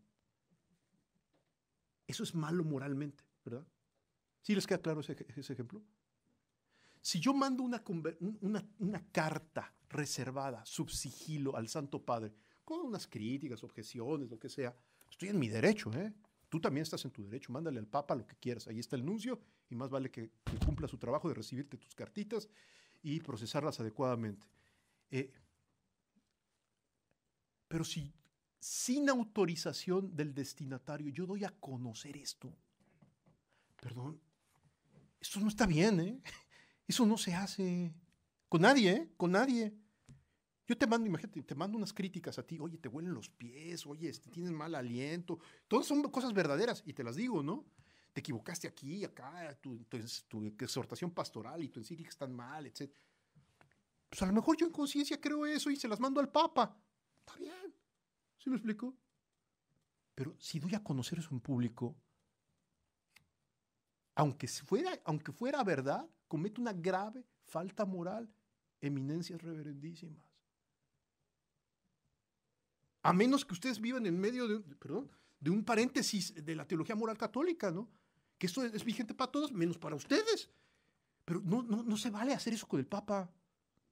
Más si uno ha aprendido de Benedicto XVI, de Juan Pablo II, la importancia de mantener la comunión eclesial. Si yo me atrevo a hacer una serie de críticas al Santo Padre y sé que esto, es delicado, no debo de hacerlo abriendo la posibilidad de escándalo. Bueno, pues los 4 cardenales publican sus cositas. Las publican, después de algunas semanas de haberlas enviado al Papa. El Papa mantiene un silencio riguroso. Aquí yo trato de explicar por qué el silencio del Papa y las razones, etcétera. No me detengo en eso. Y, bueno, plantean sus dudas. ¿Cuál es la primera duda que plantean los cardenales después de haber leído Amoris Laetitia? ¿Es posible ahora conceder la absolución en el sacramento de la penitencia y en consecuencia admitir a la Santa Eucaristía a una persona que, estando unida por un vínculo matrimonial válido, convive more uxorio con otra, o sea, convive con una vida sexual activa con otra? Pues la respuesta es muy clara. Me parece que en algunas ocasiones se podrá y en algunas ocasiones no. Todo dependerá de si existe auténtico pecado mortal o si existen atenuantes que hagan de la falta un pecado, aunque no de esta índole, es decir, venial. Vale la pena recordar a este respecto que para que exista un pecado mortal se requieren 3 elementos en el acto humano: materia grave, pleno conocimiento y deliberado consentimiento. La sola materia grave no constituye de suyo pecado mortal. La sola materia grave no constituye de suyo pecado mortal. Primera respuesta a los señores cardenales. Segunda respuesta, segunda dubia. ¿Sigue siendo válida la enseñanza de Juan Pablo II respecto a la existencia de normas morales absolutas, válidas sin excepción alguna, que prohíben acciones intrínsecamente malas? La respuesta a esta cuestión es sí, sigue siendo válida. Existen actos que en sí mismos son siempre gravemente ilícitos por razón de su objeto, pero como Juan Pablo II, no Francisco, Juan Pablo II nos enseña, cito, si los actos son intrínsecamente malos, una intención buena o determinadas circunstancias particulares pueden atenuar su malicia. Fin de la cita de Juan Pablo II. Aunque no suprimen la malicia del todo. No sé si se ve. Entonces, respuesta es, claro que sigue habiendo actos intrínsecamente malos, no hay ninguna modificación al respecto. Tercera cuestión que plantean los cardenales. Si después de Amoris Laetitia número 301, es posible afirmar todavía que una persona que vive habitualmente en contradicción con un mandamiento de la ley de Dios, como por ejemplo el que prohíbe el adulterio, se encuentra en situación objetiva de pecado grave habitual, es posible afirmar que esta persona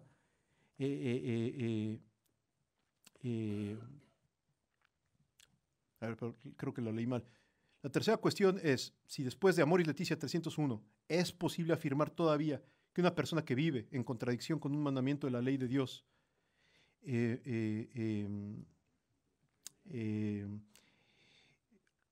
decir, que vive en pecado grave habitual, puede acercarse a la Eucaristía, etc.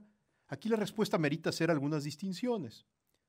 Una situación de pecado grave habitual se refiere a una conducta obstinada, contraria objetivamente a la norma evangélica. Por lo tanto, no hace alusión a la imputabilidad, sino a la naturaleza de la acción en sí misma considerada.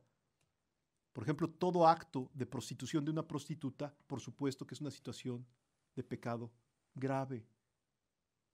Pero cuando decimos que el acto de la prostitución es una situación de pecado grave, no estamos analizando la imputabilidad de ese acto, es decir, la responsabilidad, sino simplemente el hecho. ¿Es malo que una mujer venda su cuerpo a cambio de dinero? Sí, es malo siempre, ¿eh? Esto no admite excepciones. Es malo siempre. El pecado grave se especifica por la materia grave. Por otro lado, pecado mortal es aquella acción que involucra materia grave, pleno conocimiento y deliberado consentimiento. Por ello, para que una acción objetivamente mala sea pecado mortal, se requieren ciertas condiciones subjetivas que lo hagan imputable. De este modo podemos entender que todos los pecados mortales son pecados graves, pero no todos los pecados graves son pecados mortales. Y esa es, en mi opinión, la respuesta a la tercera duda. Luego, hay algo complementario para los que les gusta el derecho canónico, es la prohibición de acceder a la Eucaristía en situación de pecado grave, plasmada en el Canon 915, descansa en la posibilidad de afectar el orden de la comunidad, generar escándalo y situaciones parecidas. Es decir, yace en una norma disciplinar, no doctrinal, sino disciplinar. No se le da la Eucaristía a la prostituta pública para no generar escándalo, porque está en situación de pecado grave. Entonces, después de que habló con el padre, lo más probable es que el padre le va a decir, después de confesarte, siempre te podrás acercar a la Eucaristía en privado, no en misa pública, porque en la misa vas a generar un escandalazo. Entonces, la norma es disciplinar, no doctrinal. El Papa, por cierto, puede modificar esta norma.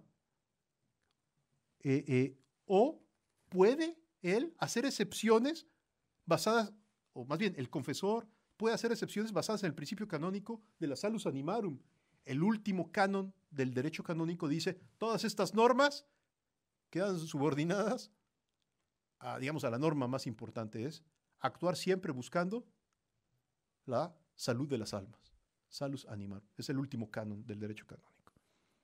Por el contrario, la imposibilidad de acceder a la Eucaristía en pecado mortal es de orden doctrinal, no disciplinar. No sé si se ve.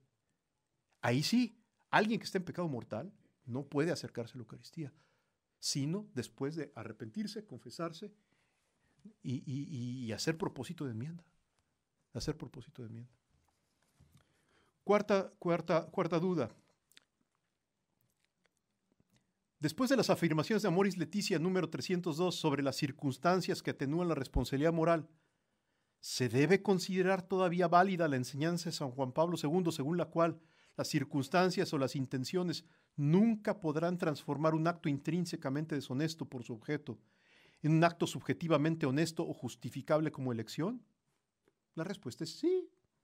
Así es, la circunstancia o la intención modifican solo accidentalmente la especie moral de la acción. Pero ambas son relevantes para la determinación de la imputabilidad. Por eso el Papa Francisco está en lo correcto al afirmar que Un juicio negativo sobre una situación objetiva no implica un juicio sobre la imputabilidad o la culpabilidad de la persona involucrada. Y quinta dubia. ¿Se debe considerar todavía válida la enseñanza de San Juan Pablo II en la que excluye una interpretación creativa del papel de la conciencia y afirma que ésta nunca está autorizada para legitimar excepciones a las normas morales absolutas que prohíben acciones intrínsecamente malas por su objeto? De nuevo, la respuesta es sí. No se modifica nada la doctrina de Juan Pablo II. Amoris Laetitia no propone excepciones a las normas morales absolutas.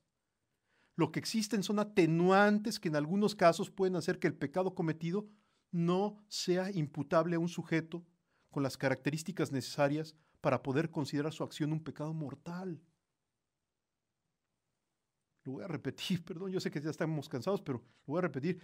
Lo que existen son atenuantes, no excepciones a la norma, sino atenuantes que en algunos casos pueden hacer que el pecado cometido no sea imputable a un sujeto con las características necesarias para poder considerar su acción un pecado mortal. La conciencia moral no tiene un papel creativo, sino que descubre poco a poco la verdad. Es decir, nuestra conciencia no inventa la ley natural, pues. El adulterio es siempre un mal. Sin embargo, el penitente en algunas ocasiones no siempre es del todo culpable. No siempre es del todo culpable. Por ello, su situación de pecado en algunas ocasiones puede no ser de pecado mortal.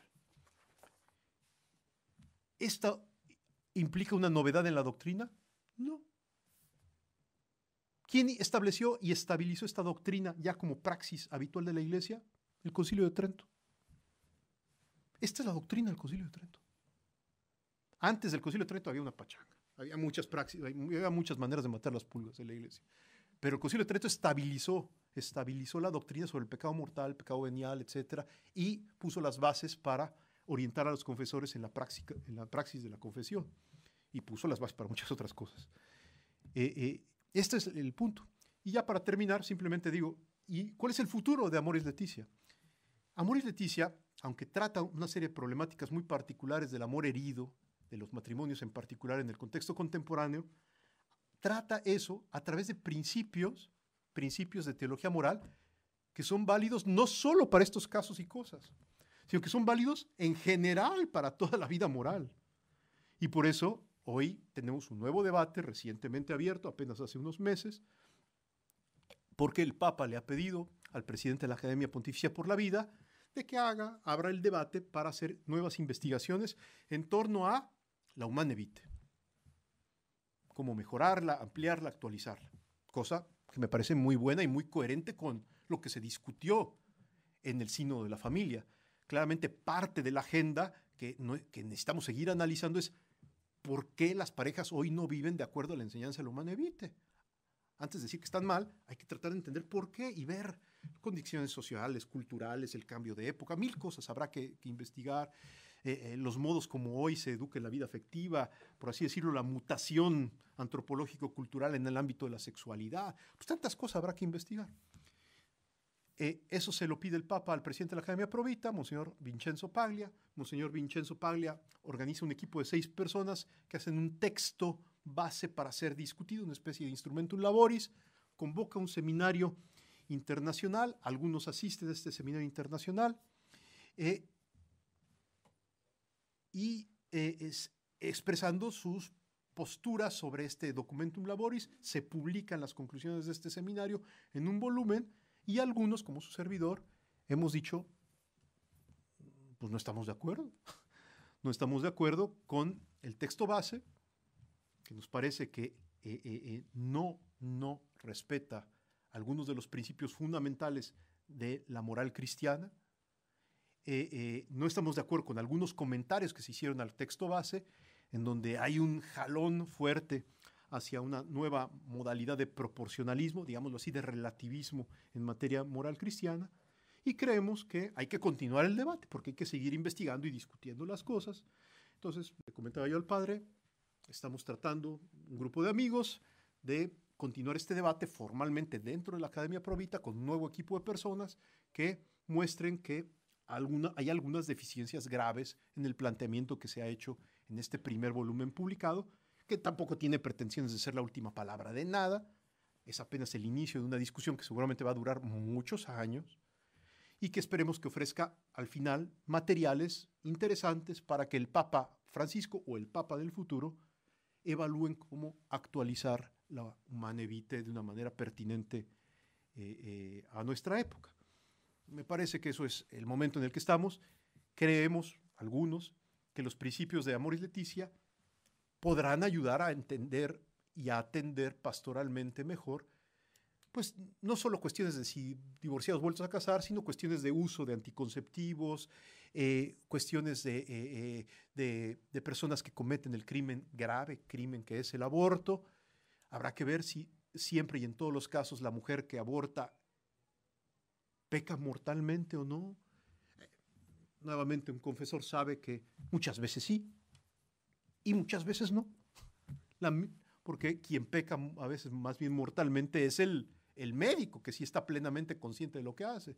Pero una niña de 14 años aterrorizada de miedo, etcétera, inducida, manipulada, etcétera, que acepta que se le practique un aborto, pues sí hay pecado, pero muy posiblemente un pecado no mortal, porque a veces simplemente el temor, la vergüenza, la presión, la manipulación, pues hacen que tenga muchísimas atenuantes, ¿sí? Entonces, no siempre la mujer que aborta comete pecado mortal. Eso hasta antes de Amoris Laetitia ya se solía aplicar, pero ahora con los principios de Amoris Laetitia creo que se puede explicar mejor y habrá que afrontar otras cosas. Mi opinión muy personal es que antes de andar haciendo una nueva encíclica Humanae Vitae, a lo mejor lo más práctico es renovar lo que se llama el vademecum para confesores.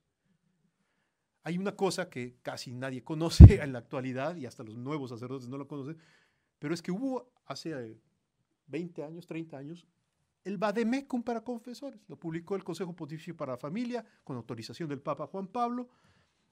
Alguien que no es sospechoso de ser liberal, el cardenal López Trujillo, ahí mismo, ya en el vademecum para confesores, anotaba muy pertinentemente en un parágrafo que muchas veces cuando el confesor detecta que la persona no puede salir de una situación objetiva de pecado grave, se recomienda darle la absolución y seguirlo invitando a que se acerque a la absolución para hacer un camino gradual y prudencial de acercamiento a él. Y sí, darle la absolución. Oye, pero todavía no comprende a cabalidad la norma, ni está cabalmente dispuesto a dejar del todo su situación. No, todavía no. Pero hay que hacer un camino. Aquí en el texto que les dejo está la cita del vademecum. Es una cita muy bonita y a mí me gusta siempre citarla porque también no ha sido ningún secreto de que su servidor en algún momento tuvo algunas diferencias con el cardenal López Trujillo y sin embargo él ya veía pertinentemente que a veces se puede administrar la confesión a personas que no van a salir, pero que están intentando y, en fin, ¿no? Es el típico caso, por ejemplo, por ejemplo, problemas de autoerotismo, etcétera, en donde es muy probable que el penitente va a seguir, etcétera. Se le da la absolución y se le invita a corregir, y, en fin, a unas sabiendas de que muy posiblemente van a seguir habiendo caídas, etcétera. No es ninguna novedad. Por ahí hay que investigar. El padre hoy recordaba en una conversación hace un ratito algo muy clásico y muy bonito. Ya el mismísimo Santo Tomás de Aquino abordó muchas de estas cuestiones en la Suma. Hay una cuestión muy olvidada de la Suma Teológica y es si la conciencia errada obliga moralmente. Santo Tomás de Aquino afronta el tema. El error parece ser que nunca debe de obligar a una conducta moral porque es error, etcétera, bla, bla, bla. Y sin embargo, cuando Santo Tomás analiza la cuestión de la conciencia errada, o sea, cuando alguien tiene una convicción errada en su conciencia, que la cree verdadera, pero está equivocada, ¿debe de actuar conforme a su conciencia? ¿Sí o no? Y dice Santo Tomás de Aquino, claro, la conciencia errada, si es recta, obliga moralmente. Este es uno, perdón por hacer el comentario, pero Ángel Rodríguez Luño, que es un amigo de muchos años, allá cuando estaba muy jovencito, publicó un libro de ética en Neunza, el primer libro rojito, así le decíamos en México, ¿no? De ética, no sé si ustedes lo conocen, así se llamaba simplemente Ética, en la colección de iniciación filosófica. Y ahí comete un error, porque a la hora de explicar la conciencia recta y la verdadera las confunde y las identifica. Un teólogo para nada liberal, que es Antonio Rollo Marín, fíjense que no estoy citando aquí algo así como que muy exótico, ¿no? Antonio Rollo Marín, en su Teología de la Perfección Cristiana y en su Teología Moral para Seglares, explica bien lo que Rodríguez Luño no explicó bien, que la conciencia recta y la conciencia verdadera no son lo mismo y que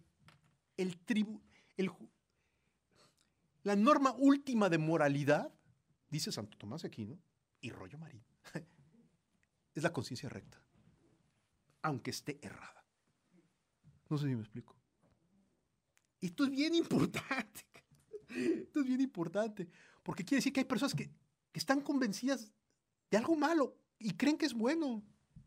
Piensen cuántas parejas no creen que son buenos, por ejemplo, los anticonceptivos, por ejemplo, el uso del condón, de las pastillitas y de tantas otras cosas, ¿no? Están realmente convencidos como algo bueno. La verdad, no les parecen razonables las explicaciones que han oído del párroco y de la platiquita así piadosa en el Instituto Juan Pablo II y de no sé qué.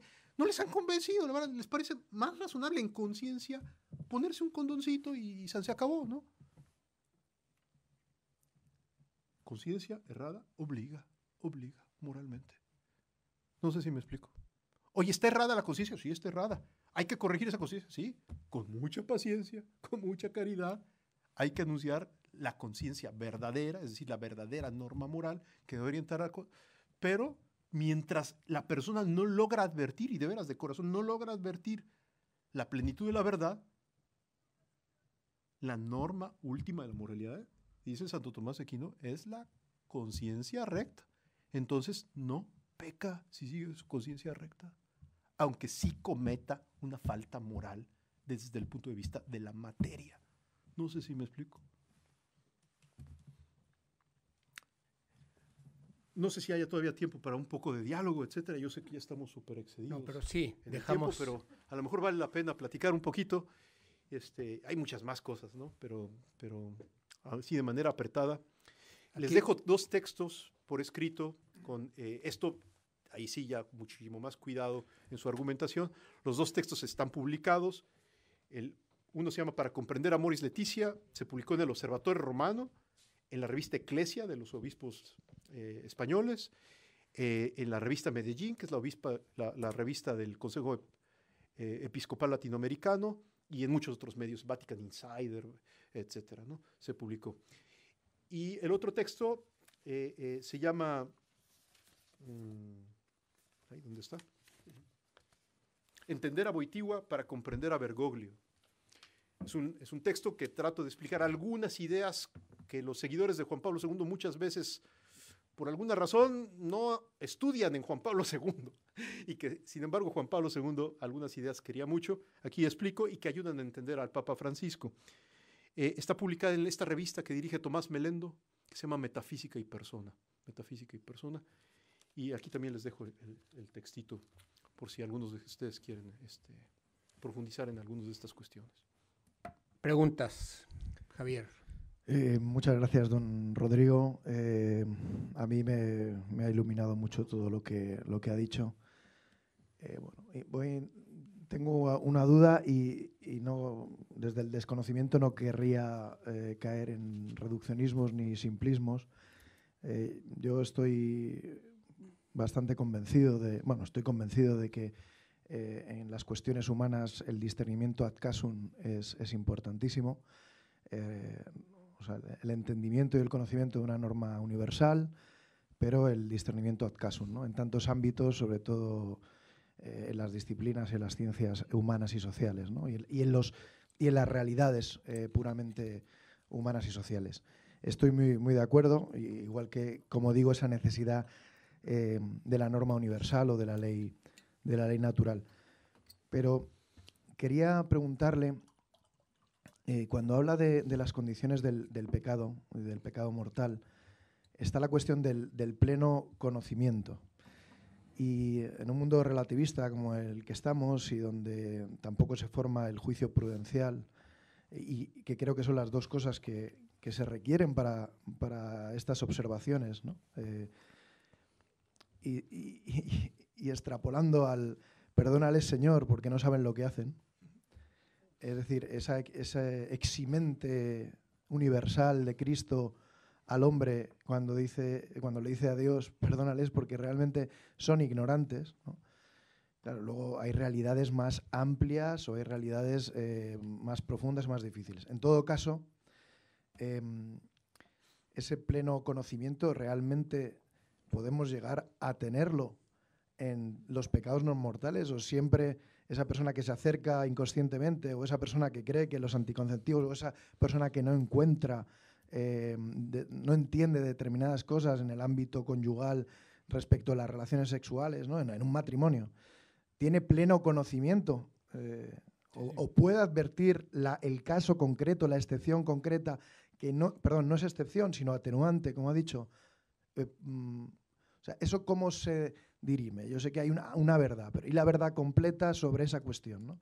Sí. Entonces ponemos el discernimiento en unas líneas muy finas ante determinados casos, que yo no quiero señalar los peligros, prefiero hablar de las oportunidades de una encíclica que pretende ser más flexible en el buen sentido de la palabra, ¿no? Más humana. Pero ¿dónde están esos peligros o dónde están las posibilidades de no caer en esos errores, aunque la gracia santificante y las gracias actuales sean más fuertes que el confesor y el confesado? Sí, claro. El pleno conocimiento no se refiere a conocimiento académico. Nadie tiene todo el conocimiento académico de la teología moral de todos los tiempos, etcétera, ¿no? Pleno conocimiento no se refiere tampoco a una especie de comprensión intuitiva, casi angélica, de la cosa que se ha hecho. Tampoco. No, simplemente se refiere a una advertencia plena a nivel cognitivo de que lo que se hizo está mal moralmente. Pleno conocimiento es respecto. Técnicamente sería darme cuenta que el objeto moral realmente es malo. No quiere decir que yo sea capaz de explicarlo ni de decir todo. Simplemente cuando un campesino, a lo mejor iletrado, ¿no?, dice, es que, sí, sinceramente me doy cuenta que está mal matar a mi prójimo, o sea, eso no está bien, ¿no? Ya, eso es pleno conocimiento, ¿eh? Eso es pleno conocimiento. ¿Cuándo no hay pleno conocimiento? Cuando de veras en conciencia hay un precepto de ley natural que no se advierte su maldad. Esto pasa, hay un autor que a mí no me gusta mucho en temas morales, pero curiosamente explica bien algo de esto, aunque sea de manera un poco primitiva, que es Jacques Maritain. Jacques Maritain logró advertir que algunos preceptos de la norma moral, de la ley natural, no son igualmente inteligibles que otros. O sea, el primer principio moral pues, es evidente, per se note, o sea, todo ser humano tiene el primer principio moral, por así decirlo, instalado en su mente. Pero hay otros preceptos de la ley natural que requieren, son quod sapientibus, son para los que estudian, etcétera. Entonces se requieren cierta formación, en fin. Entonces hay personas que al no haber tenido ciertas experiencias en su vida afectiva, en su vida moral, en su camino educativo, no advierten con claridad, decía Jacques Maritain, por ejemplo, que el matrimonio debe ser heterosexual y monogámico. No lo advierten. No lo advierten. Sabemos que el matrimonio es una institución de derecho natural, ¿eh? No estoy hablando del matrimonio como sacramento, sino simplemente el matrimonio es una institución de derecho natural. O sea, hay una norma moral natural sobre el matrimonio, que es, por ejemplo, que debe ser heterosexual y monogámico. Pero para la comprensión de esta norma no es como la comprensión del primer principio moral. O sea, no se da de manera, digamos, intuitiva e inmediata, ¿no? Se requiere cierto camino educativo, cierta experiencia, cierto acompañamiento, cierto contexto peculiar, ¿no? Justamente, pleno conocimiento a veces puede disminuir cuando hay dificultades. Yo sí he sido defensor de que en el contexto actual algunas personas tienen dificultades de comprensión de preceptos de la ley natural por el contexto sociocultural en el que vivimos. Yo sí estoy convencido de ello. Hay ambientes que hacen muy difícil la inteligibilidad. Y aunque yo dé una plática muy buena desde el punto de vista argumentativo y hasta emotivo, no se convencen porque hay todo un contexto que les dificulta. No es que no quieran entender, sí quieren entender, pero la verdad al final me dicen, habla usted re bonito, pero ¿sí? Yo me voy a seguir poniendo condón. ¿Sí me explico?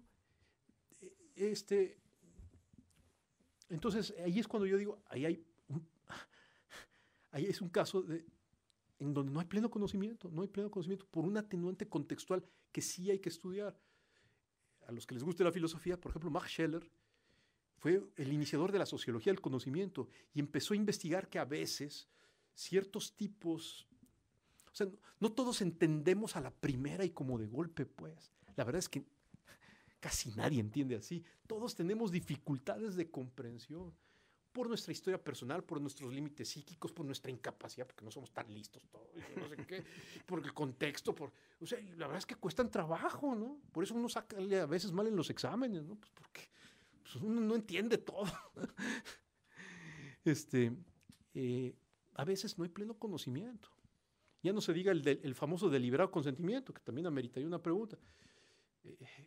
Deliberado consentimiento, no sé si se han fijado, ¿por qué se dice deliberado consentimiento? No sé si les ha llamado la atención, que es como que se duplica la expresión. ¿Por qué no dice simplemente consentimiento?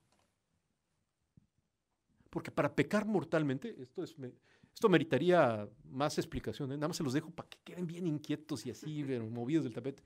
Para pecar mortalmente hay que querer. Ese es el deliberado consentimiento. No simplemente querer, sino querer. Explicar esto bien requiere de veras mucho más tiempo que el que tenemos ahorita. Pero el deliberado consentimiento, o sea, solamente hay pecado mortal cuando uno quiere querer esto que es malo. Oye, entonces no hay pecado mortal cuando alguien hace el mal, por así decirlo, sin querer, como en México decimos, queriendo sin querer. Exactamente, posiblemente ahí hay un atenuante. En el ámbito de la confesión no se le explica todas estas sutilezas al penitente. Simplemente se le dice, oye, mira, esto que hiciste está mal, hay que tomar estas medidas, tienes que tomar estas precauciones, no te pongas en situaciones de pecado, báñate con agua fría, 3 Aves Marías y 2 Padres Nuestros. ¿Sí me explico? Pues sí, pues lo que o sea, con la fila de 500 que se quieren confesar, etcétera, ¿qué puede hacer el padre del mundo? Pues esto, ¿sí me explico? Y está bien. No sé si me explico, los padres que son misioneros, o sea, pues hacen lo que pueden con lo que tienen y confiesan, ¿sí me explico? Y está bien, y ahí Dios actúa. El deliberado consentimiento también es un objeto que hay que estudiar. Por eso es que Rodríguez Luño, que es un hueso duro de roer, es bien duro como moralista, no sé si lo conocen, Ángel Rodríguez Luño. Es miembro de la Congregación para la Doctrina de la Fe, es un sacerdote del Opus Dei, muy célebre por sus libros de moral. Es el autor de la famosa frase, no es tan fácil cometer pecado mortal. No quiere decir que entonces ya viva la vida y ya todos nosotros nos debemos sentir eximidos. No, significa que es que el confesor sí tiene que entender bien que para cometer de veras, plenamente pecado mortal, hay que querer. O sea, realmente hay que querer hacer el mal. ¿Sí? Muchos de nuestros pecados feos, malos, son por fragilidad, como sin querer, por torpeza. ¿Sí me explico? Por torpeza. Y entonces, desde el punto de vista técnico, a lo mejor muchos de nuestros pecados son veniales. El Padre lo sabe y nos hace sentir que son mortales nada más para que no vayamos a cometer los mortales. No sé si me explico. Así es la cosa. Isidro. Buenas tardes, Rodrigo. Muchas gracias, sobre todo por la experiencia de vida, aquí decimos a calzón quitado, por las cuestiones que nos has contado con tanta transparencia y tanta honestidad, ¿no? Me leeré los 2 textos, me interesan mucho y seguramente ahí haya respuesta a lo que voy a contar, pero sigo teniendo una duda importante sobre los dubia, con lo que nos has contado, ¿no? Y con la misma transparencia te la quería formular. Me ha parecido muy sugerente la analogía que has hecho de San Agustín con Pelagio, entiendo que intencional, no solo por el fondo, porque habla del veneno oculto de vuestros errores, sino porque San Agustín le responde personalmente a Pelagio. Y sin embargo Francisco no responde personalmente a los 4 cardenales. habría que preguntárselo al Papa, pero creo que no tenemos a nadie más cualificado, sobre todo porque nos ha respondido Rodrigo Guerra, pero claro, también nos ha respondido Robert Spemann, hemos tenido muchas respuestas. Si nos puedes dar un poquito más de luz sobre esto, a mí no me convence del todo, entendiendo la deslealtad que puede haber habido en publicarla, en hacerlo a los medios, porque pasa un tiempo, en primer lugar, y entiendo que en ese silencio lo explicas, ahí, si nos puedes arrojar aquí un poco de luz sobre esto. Y porque en la praxis habitual del Papa Francisco esto en otras ocasiones no se ha dado. Recientemente ha respondido a un sacerdote, ni siquiera había por el medio una exhortación apostólica, era una entrevista en Associated Press, y el sacerdote públicamente le plantea 3 dudas y Francisco responde con nombre y apellidos por carta a las 3 dudas. Sí, sí, sí. ¿Por qué crees que desde el conocimiento privilegiado esto no lo hace con los Dubia? Sí, en el texto explico 2 razones para el silencio del Papa. En fin, te remito un poco al texto, pero así de manera sintética simplemente diría, Jesús tampoco responde todas las preguntas que se le hacen, ¿eh? Sobre todo cuando detecta que hay algo más.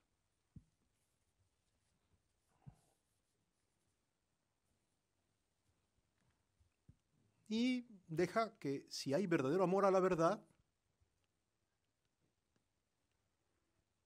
acontezca, aunque venga de un político italiano como Buttiglione o de un mexicanito, Juan Dieguito, insulso, ¿sí me explico? Si hay amor a la verdad se acogerá, dígala quien la diga. Entonces, en fin, aquí en el texto lo explico más y mejor y bonito, ¿no? Pero en efecto, hay que externar dudas con entera libertad. Yo creo que sí. Hay que esperar con paciencia la respuesta de la Iglesia. Yo creo que también. Ahora se los digo, además, viviendo dentro de veras, dentro de las tripas del monstruo, como le digo yo al Santo Padre. O sea, ahora ya estoy adentro de la estructura vaticana y las cosas son, qué barbaridad, una lentitud y, en fin, ¿no? Si alguien conoce esas burocracias y esas lentitudes y cuántas cosas no llegan al escritorio del Papa, eran estos 4 cardenales, por amor de Dios. Si tenían que esperar 6 días, 6 meses o 6 años su respuesta, hubiera sido perfectamente válido, ¿eh? Pero se desesperan. Y hacen algo que no está bien, no está bien, no está bien. Pero vaya esto... Voy a poner nuevamente el ejemplo de los pies. A mi mejor amigo le huelen los pies. ¿Sí me explico? Pues, ¿qué hay que hacer con él? Pues decírselo muy en privado, ¿no? Oye, pero si es que como yo soy Boy Scout y me dijeron que siempre hay que decir la verdad, se lo dije en público delante de todos en el salón. Oye, pues no, faltaste la caridad. La verdad se dice con caridad. Y si no se puede decir con caridad, es preferible no decirla, ¿eh? Caridad y verdad van siempre unidas. Pura caridad sin verdad es sentimentalismo. Pura verdad sin caridad, la verdad sin caridad destruye. Yo puedo destruir a una persona diciéndole la verdad. La verdad. Es que decir la verdad ya es caridad. No, no es cierto, mi amigo. No ha estudiado a Santo Tomás, mi amiguito, ¿no? De la misma manera como la verdad y el bien, aunque son nociones trascendentales, hay un incremento en el bien respecto de la verdad. Decía Cornelio Fabro, no, o sea, hay un incremento, él usa un lenguaje muy técnico. La diferencia no es limitativa real, sino intensivo nocional. Es para decir, entre decir la verdad y hacer el bien, sí hay una diferencia. Se puede decir la verdad sin caridad, sin amor, sin paciencia. El haber publicado esto, perdón, yo no le encuentro justificación. Suponiendo que fueran verdad sus dudas y que no había otro trasfondo extraño, etcétera, hacer eso y publicarlo, perdón, no está bien. No está bien, no está bien, no está bien. Al Papa, y más a este Papa, prácticamente se le puede decir todo. Se le puede decir todo. Nada más no lastimar la comunión eclesial. El Papa, que es de veras tan tolerante en tantas cosas, cuando alguien toca el tema de la comunión eclesial, le sale de veras los jesuitas, ¿eh? Vean cómo puso a los alemanes, ¿no? Cómo está poniendo a los alemanes, ¿no? O sea, los alemanes yo creo que creían, ay, el Papa es medio liberal, va a tolerar todas nuestras cosas. No. Mandó a Laddar y a Parolin y a Ouellet a que los dieran una llamada de atención. Y ahorita otra segunda llamada de atención fortísima y vamos a ver cómo nos va. ¿Por qué? No porque no haya libertad para discutir cosas en la iglesia, al contrario, el Papa está abriendo un gran espacio para libertad para discutir todo tipo de cosas en la iglesia. Gran espacio. Cuidando la comunión y la caridad entre todos. Jamás cuestionando, por ejemplo, la autoridad que el propio Papa tiene como sucesor de San Pedro. Entonces, cuando un sínodo como el alemán toca materias de disciplina universal, se está excediendo en facultades. Entonces el Papa dice, no, niños. ¿Sí me explicó? Ya tenemos una iglesia luterana, protestante, muy buena. ¿Para qué queremos otra? ¿Sí me explicó? Así de clarito. María. Gracias, Rodrigo, por todo esto que me está pareciendo súper interesante y súper complejo, ¿no? Discutir, distinguir la maldad del acto con la subjetividad, la culpabilidad subjetiva de esto entre la norma y el caso, en fin, son temas muy complejos, incluso decimos si Rodríguez Luño acierta o no acierta, en fin, estamos en una sede académica, imaginemos en el resto del mundo, ¿no?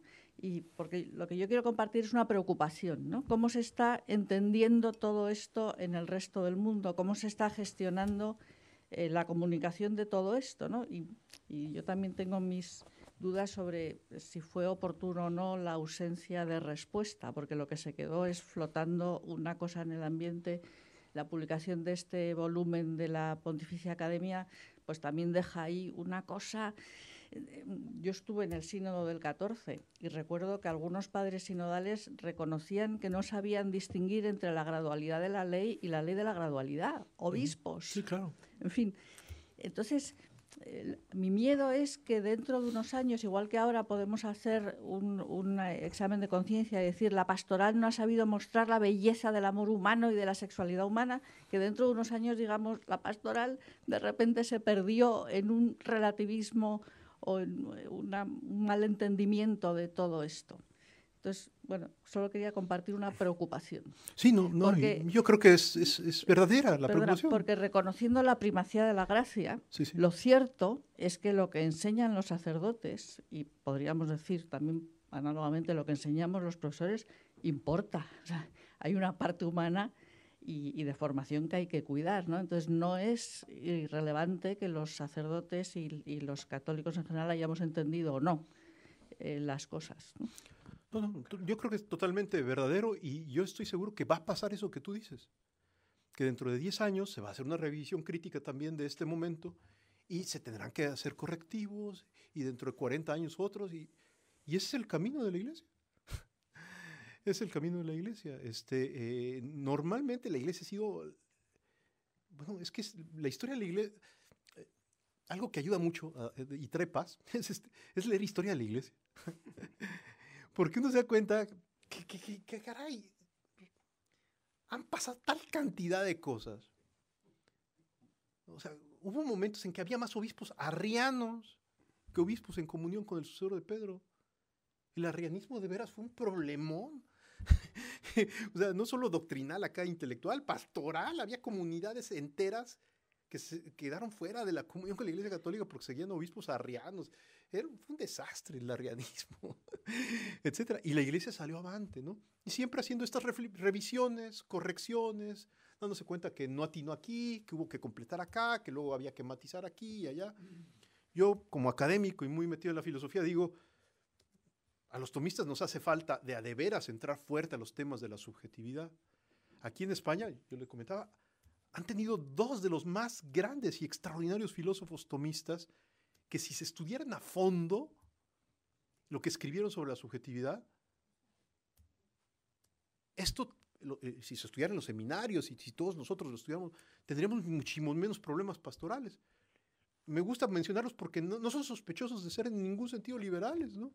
Uno es Antonio Millán Puelles, que cuando era una criatura, escribió un librito que se llama La estructura de la subjetividad, libro complejísimo, pero maravilloso, en donde con una fenomenología y un tomismo rigurosísimos, muestra que un verdadero realismo objetivista aprecia la estructura de lo subjetivo. En otras palabras, los tomistas hemos opuesto demasiado objetivo y subjetivo, cuando lo subjetivo también se puede estudiar objetivamente. Millán Puelles, y el otro es Francisco Canals. Perdón, más conservas que Francisco Canals Vidal no existe en España, por amor de Dios, ¿no? El padre de la Escuela Tomista de Barcelona, que escribió La esencia del conocimiento, un librote como de 1500 páginas, también muy complejo, muy técnico, pero tiene el gran mérito de ayudarle al tomista o su pseudotomista a superar esta especie de idea de que Santo Tomás nada más explica el ser extramental y que el verdadero realismo es una especie de devoción así absoluta al ser extramental. No, Canals afronta todo el tema del verdadero Santo Tomás y del verdadero San Agustín, en donde la experiencia de la propia subjetividad también es un dato objetivo que hay que aprender a explicar y analizar. ¿Y por qué esto es importante? Porque lo recibido se recibe al modo del recipiente. Porque la realidad objetiva y la objetividad de la norma moral, en cada caso, en el tuyo, en el mío, etcétera, se reciben con las limitaciones del modesto recipiente que está tratando de entender. Y esto ayuda. Ahora, esta es mi queja académica, ¿no? Yo creo que debería haber más estudios sobre la subjetividad desde el ángulo tomista, agustiniano, clásico, que permitan entender mejor a Juan Pablo II, que desde mi punto de vista se le ha ideologizado mucho y se le ha propuesto como si fuera el padre del conservadurismo, y cuando siempre fue un filósofo y un teólogo de avanzadas, por cierto, incomprendidísimo en su momento, ¿no? Ya lo que fue papa, pues ya había que respetarlo, pero yo todavía me acuerdo el padre Lobato, no sé si usted lo ubica, ¿no? Abelardo Lobato, ¿no? Español, ¿no? Dominico. Que el papa lo acaban de elegir, Juan Pablo II, etcétera, y escribe un artículo sobre persona y acción, y al final critica persona y acción, y dice, querido Santo Padre, le faltó metafísica a usted, ¿no? Y entonces el Papa Juan Pablo manda a llamar al padre Lobato y lo pone en su lugar. Dice, ¿qué le pasa, mi amigo? O sea, ya hay que leer a Santo Tomás completo. Y el Papa le hace ver al padre Lobato la otra parte de Santo Tomás que él no había visto, que es la que sí vio, por ejemplo, Millán Puelles, que a mí siempre me gusta citarlo porque cómo es esclarecedor, ¿no?